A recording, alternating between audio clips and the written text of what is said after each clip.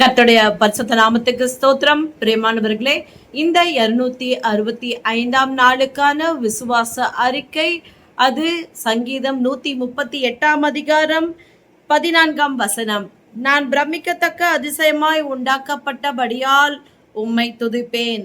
உமது கிரியைகள் அதிசயமானவைகள், அது என் ஆத்துமாவுக்கு நன்றாய் தெரியும். ஆமென். பிரியமானவர்களே, உண்மையிலேயே ஒவ்வொருத்தரையும் ஒவ்வொரு விதமா விசேஷமானவர்களாய் ஆண்டவர் உருவாக்கி இருக்கார்.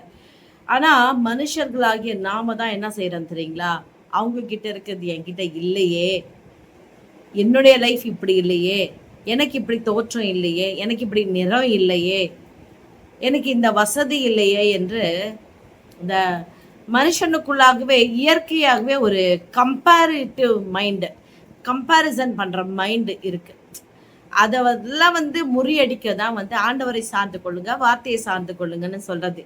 ஆண்டவருடைய வார்த்தையை நம்ம சார்ந்து கொள்ளும் பொழுது நமக்கு என்ன கிடைக்குதுன்னா, பலன் கிடைக்குது. நமக்கான வழி அவர் உண்டாக்கி இருக்கார் இல்லையா, அதை நாம சரியா பார்க்க முடியுது. அதை பார்க்கும் பொழுது நம்ம தேவையில்லாம மற்றவங்களை கம்பேர் பண்ண வேண்டிய அவசியம் நமக்கு இராது. பிரியமானவர்களே, சரி, உண்மையிலேயே நீங்க விசேஷமானவர்களா உருவாக்கப்பட்டிருக்கீங்கன்னு நம்புறீங்களா? உங்களுக்கு இன்னும் அந்த நம்பிக்கை வரலையா? இன்னைக்கு நம்புங்க.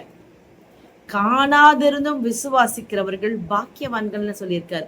உங்களுக்குள்ள எந்த நன்மையும் பார்க்க முடியலையா? ஆண்டவர் என்னை பிரமிக்கத்தக்க அதிசயமாய் உண்டாக்கி இருக்கார், அதிசயமாய் நடத்துவார், என்னை கொண்டு பலத்த கிரியைகளை செய்வார் என்று நீங்க விசுவாசிங்களே. இன்னைக்கு உங்க விசுவாசம் தொடங்கட்டும். இயேசுவின் ரத்தத்தினாலே, இயேசுவின் நாமத்தினாலே உங்களுக்கு அப்படிப்பட்ட ஆசீர்வாதத்தை நான் மனதார வழங்குகிறேன். விசுவாசத்தை துவக்குகிறவர் உங்கள் மத்தியிலே பெரிய காரியங்களை செய்வார்.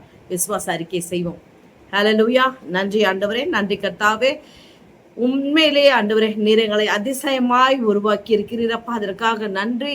எங்களை கொண்டு நீர் பெரிய காரியங்களை செய்து வருகிறீர், இன்னமும் செய்வீர் என்று உறுதியாய் நம்புகிறோம். உடைய வார்த்தையிலே சொல்லப்பட்ட எல்லாவற்றையும் நாங்கள் முழு நிச்சயமாய் 100% விசுவாசித்து அறிக்கை செய்கிறோம்.